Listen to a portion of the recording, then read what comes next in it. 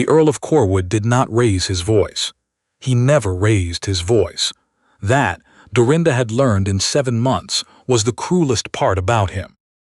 He stood at the center of the front hall, stone floors, 40 years of ancestors watching from their gilt frames, 9 servants arranged along the east wall as though they had always been there, as though this were perfectly ordinary, as though a man humiliating his wife before breakfast was simply a thing that happened. And he looked at Dorinda the way a man looks at an invoice. He already knows he cannot pay. "You have been in this house since March," he said. His voice was even and very quiet. "You have eaten at my table. You have burned my coal.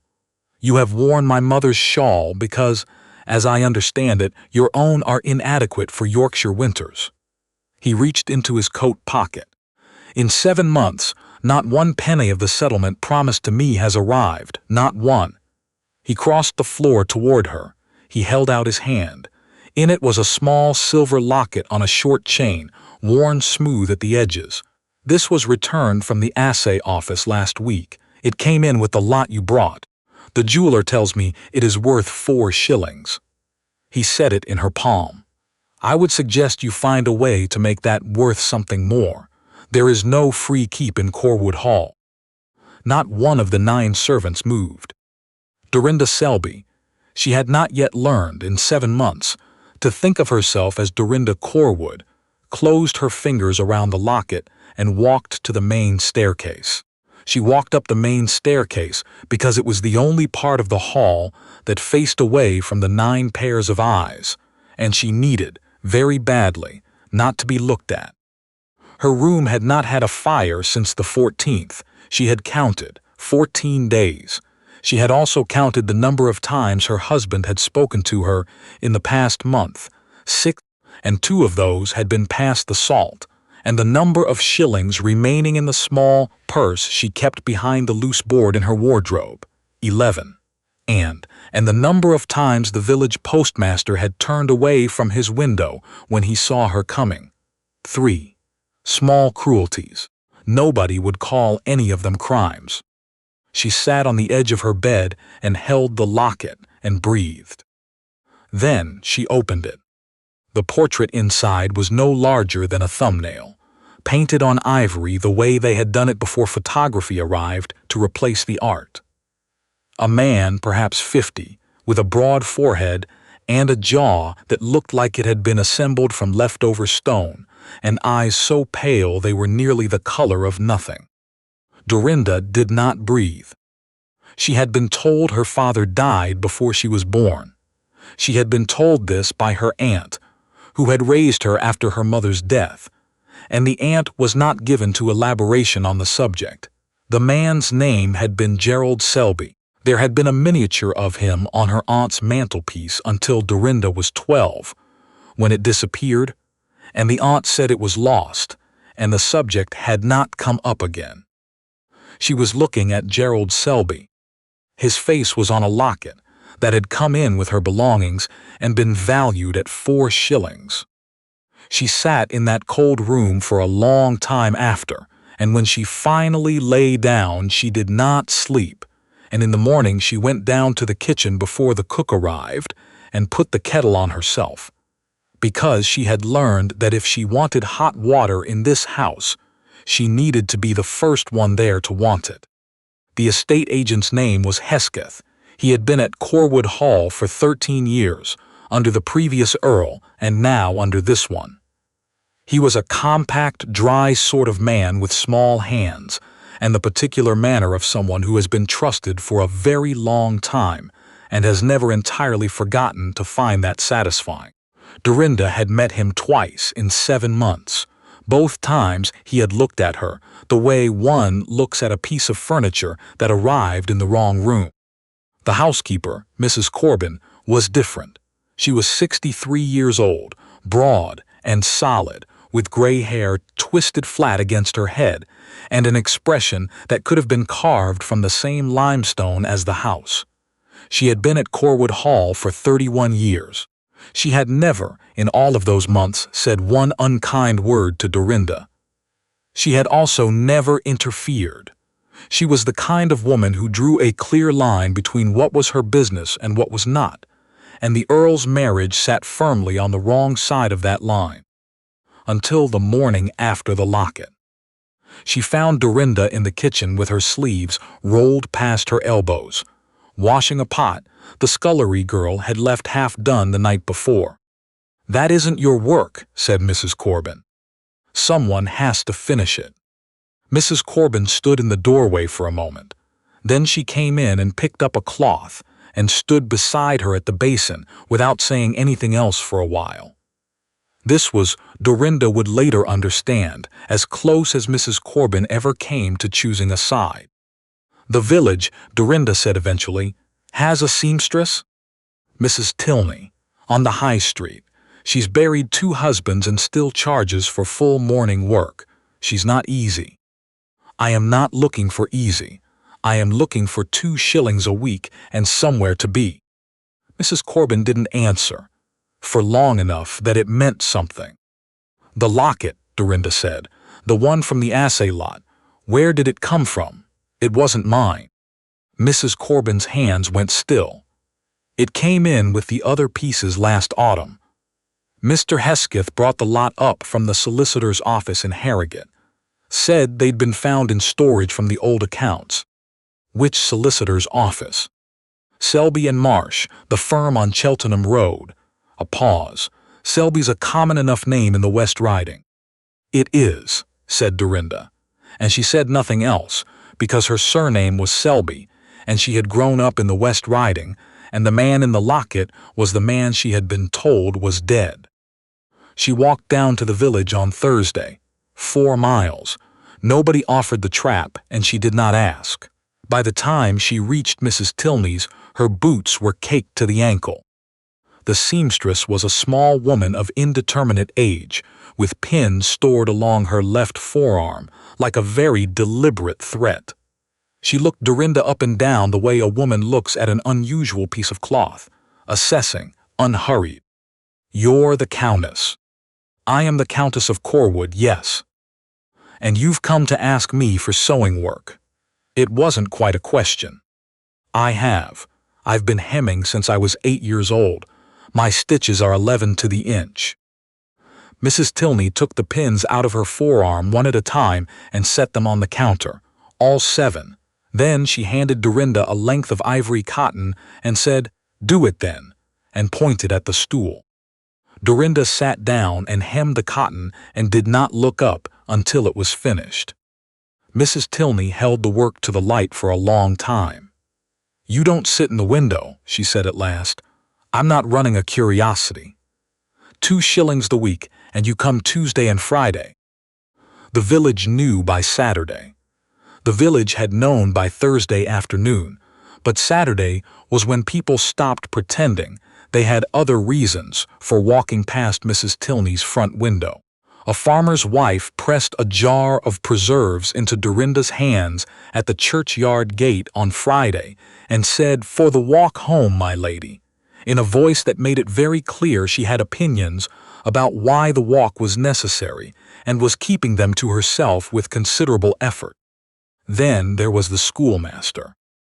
He was a young man, thin and earnest, named Foss, who stopped her outside the post office on her second Tuesday and held his hat in both hands and said there were 34 children in his schoolroom and no assistant and no budget for one, and he had heard she could read Latin. Could she? Possibly. He knew it was entirely too much to ask. "Wednesdays and Fridays," said Dorinda, "after 4. He stood in the road with his mouth open, and she walked past him into the post office to ask if anything had come for her from Harrogate. There had not, but she had written 3 weeks prior to Selby and Marsh, asking plainly whether the firm had ever acted for a Gerald Selby of Skipton, and if so, whether records of his estate remained. The reply came 2 weeks later. It was 4 lines from a clerk. Gerald Selby of Skipton had been a client of the firm. His estate had been wound up in 1804. The matter was long since closed. He had died in 1804. Dorinda had been born in 1802. The man in the locket was alive when she was 2 years old. She began asking questions the way you learn to ask questions in a house that does not welcome them, sideways, slowly, and never the same person twice in a row. She asked Mrs. Corwin about the household accounts, not the figures but the process, which bank held the estate papers, whether the timber on the North Ridge had ever been properly assessed.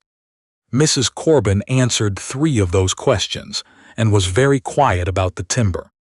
"It was assessed last spring," she said finally, standing in the linen cupboard with her back to Dorinda, "by men from Harrogate. Mr. Hesketh arranged it." "And the mortgages?" "The ones the Earl mentioned at dinner in September." Mrs. Corwin turned around. On her face was an expression Dorinda had not seen there before. Not suspicion, not alarm, but something more like the expression of a woman who has been waiting for a question and is not entirely certain she should answer it. "The mortgages on the East Field and the North Pasture are held in Harrogate," she said, "by a firm called Selby and Marsh."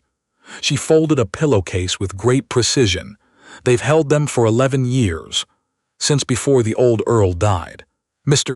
Hesketh sends the accounts to Harrogate every quarter, and every quarter Harrogate sends the household money.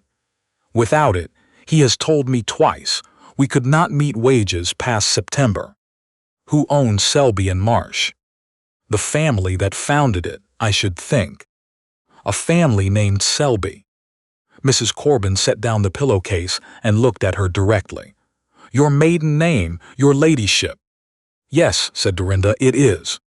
She went to her room and sat on the window seat and turned this over for a long time, building the shape of it the way you build something from the edges in. Her father had not died before she was born.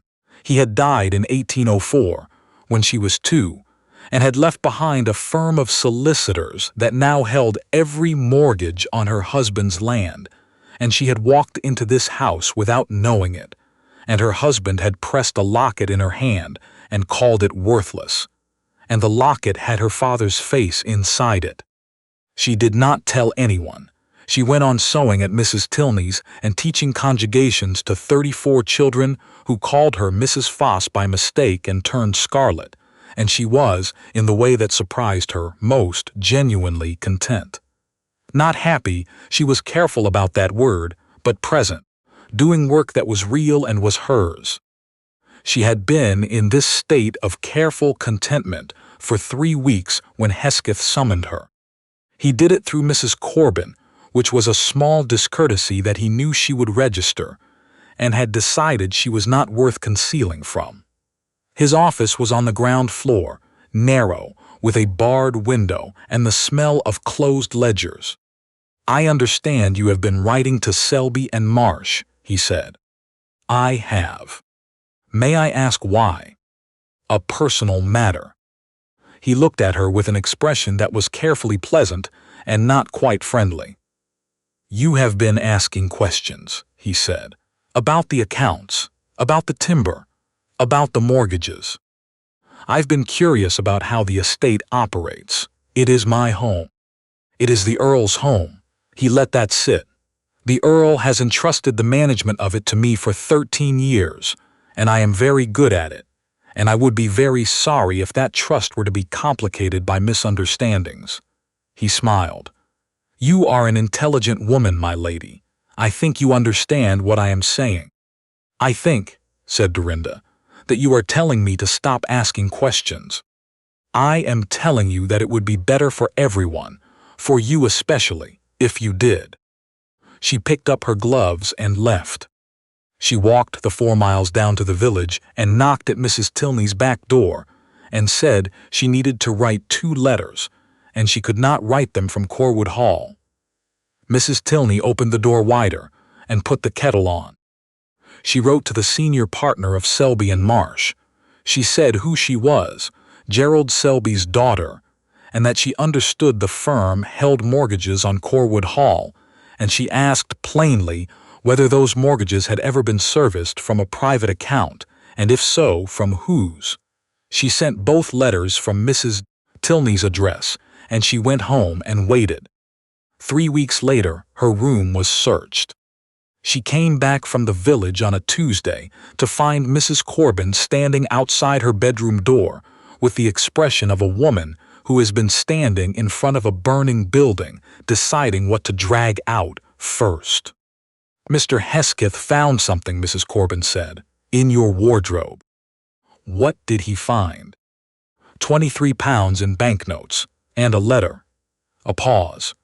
"The letter is to the senior partner at Selby and Marsh. It concerns the estate accounts. It is not quite in your hand, but it is close." Dorinda stood in the corridor and understood, with complete clarity, exactly what had happened. She also understood that she could not say a word of it to her husband, because, the moment she opened her mouth, Hesketh's version was already there, waiting, already better built than hers. She has been scheming since March. She has been in correspondence with the firm that holds our mortgages. She knew it was not what had happened, but it was what it looked like, and she had nothing yet to show otherwise, except a locket and a letter from a clerk and her own word, which was worth precisely what 7 months of being called a liability had made it worth. The Earl came to her room. She had never seen him cross the threshold before, and he stood in the doorway with the letter in his hand and looked at her. And what she saw in his face was not rage. It was worse. It was the settled, tired disappointment of a man who has expected nothing good, and has been confirmed in it. "Tell me this is not yours," he said. She thought about it for 1 full second. She genuinely thought, Tell him about the locket and the firm and the name and the 14 days without a fire. He would believe her now. "I cannot tell you that," she said, "because it is a complicated answer, and I am asking you to please send the staff out and let me explain it properly." He looked at her for a long moment. Then Hesketh said from the corridor behind him, very quietly, "My lord, the banknotes." And the Earl closed his face like a door and said, "Get out of my house." She went out of the front door of Corwood Hall at 10 o'clock at night with her shawl and nothing else. They took her bag at the door. It was raining. Of course it was raining. She got as far as the bottom of the drive before her legs stopped working properly, and she sat down on the wet stone of the gate post and stayed there for some time. Then she got up and walked. Mrs. Corbin found her at 4 in the morning at Mrs. Tilney's door. She did not say anything. She put her own coat over Dorinda's shoulders and stood over her until she stopped shaking. The village did not believe it for 1 single moment. That was the thing Hesketh, for all his 13 careful years, had not accounted for. He had spent those years at Corwood Hall and spoken to perhaps 8 people in the village in all that time, and he did not know what she had been doing down there for 11 weeks. But Mrs. Tilney knew. She had watched a countess hem cotton at 11 stitches to the inch for 2 shillings a week, and never once say a word against the man who had made it necessary. The farmer's wife knew. Young Foss knew. 34 children knew who called her Mrs. Foss by accident and had never been corrected. By noon on Wednesday, there were 60 people outside Mrs. Tilney's shop. By 2 o'clock, there was a petition with 94 names, and 14 of them were crosses because 14 of the signatories could not write but had hands that could press an X. Mrs. Corbin, meanwhile, had gone back to Corwood Hall. She had worked there for 31 years.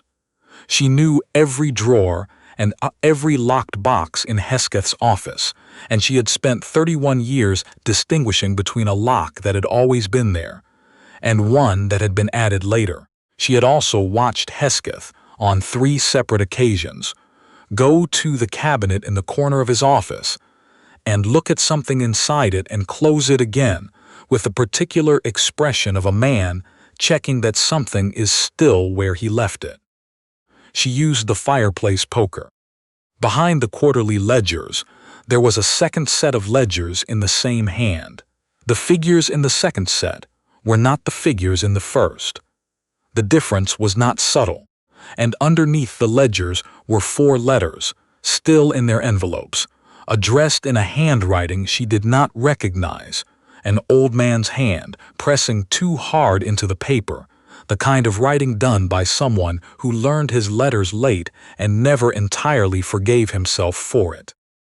They were addressed to her ladyship, the Countess of Corwood, Corwood Hall, by hand, private. The seals had been broken and resealed badly, the way it is done when someone reads a letter in a hurry and does not entirely think through what he is doing with the evidence. The dates ran from June to September. Mrs. Corbin read enough of the first one to understand what she was holding. Then she tied them in her apron, went down the back stairs, and walked 4 miles to the village in her house slippers, because she had forgotten to change her shoes and did not turn around. The Earl of Corwood had not spoken to anyone in 3 days. He sat in the library with the fire gone cold and the accounts he had always let Hesketh explain stacked in front of him, and he thought, in a loop he could not break, about a woman standing in a doorway asking him to send the servants out. He had not sent them out. On the 4th day, Mrs. Corbin walked into his library without knocking. She had never done this in 31 years, and put 2 ledgers and 4 letters on his desk and said, "You will hear me out, my lord, and then I will go, because I am dismissed as of this morning, and I have nothing further to lose by saying it." He heard her out. He sat for a long time afterward with the 2nd ledger open in front of him. The numbers were not complicated, once you looked at both columns at the same time. The quarterly payments from Selby and Marsh had been arriving for 11 years. They had been arriving and going into a man's private account, and the man had been managing this estate for 13 years and had told the Earl twice that without his steady hand, the tenants would be on the road by Michaelmas. 3 years of payments, £64, arrived in full, never recorded. And the letters, 4 letters a countess had never received. He put the ledgers and the receipts inside his coat and rode down to the village, without telling anyone where he was going, and he arrived at Mrs. Tilney's back entrance in the dark with snow on his shoulders, and Dorinda looked at him from across the table and said nothing at all. He told her what he had found. He told her about the £64 and the quarterly receipts and the letters. He put the letters in front of her without speaking. She read them, all 4.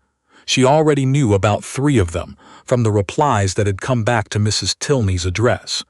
She had not known there were 4. She set the last one down. "You knew none of this," she said. "No." "When you put me out, you believed it." "Yes." He looked at her without looking away. "I have believed every version of events that Hesketh handed me for 13 years. I signed what he put in front of me. I never read a full ledger in my life, and there are people on this land who lost roofs and wells because of that, and I put those facts in a drawer because I did not wish to feel the weight of them." A pause. "You told me it was a complicated answer. I did not let you give it." "No," said Dorinda, "you did not." He went to the magistrate the next morning. He stood up in the sessions room and said all of it out, loud, the ledgers, the receipts, the letters, 13 years of signing what was put in front of him without reading it, and he said it in a level voice that carried to the back of the room because he had decided that she had been accused out loud and she would be cleared out loud, or it was worth nothing. The charge was dismissed before noon. Hesketh was taken that same afternoon with £41 in his coat lining and a passage to Halifax already purchased. The magistrate was not impressed. At the reading of Gerald Selby's estate in January, it emerged that the firm of Selby and Marsh had been founded on the proceeds of a wool business, and that the wool business had done rather well across 20 years, and that the estate, the firm itself, a house in Harrogate, and a considerable sum in the funds had been held in trust for Gerald Selby's only child since 1804, pending her location, which had taken longer than it should have because the aunt in Bradford had not responded to the firm's inquiries, for reasons she declined to specify. Every mortgage on Corwood Hall now belonged to Dorinda. She did not call them in. She put them in trust, with the firm's senior partner as trustee and herself as co-trustee, and she sat down across the library table from the Earl of Corwood on a February morning, with the first honest set of accounts the estate had seen in 13 years, and she said, "You will learn to read these. It will take time and it will be tedious, and I will not pretend otherwise. But you will learn." "Yes," he said. "The tenants on the north pasture get their repairs before the house gets new draperies." "Yes."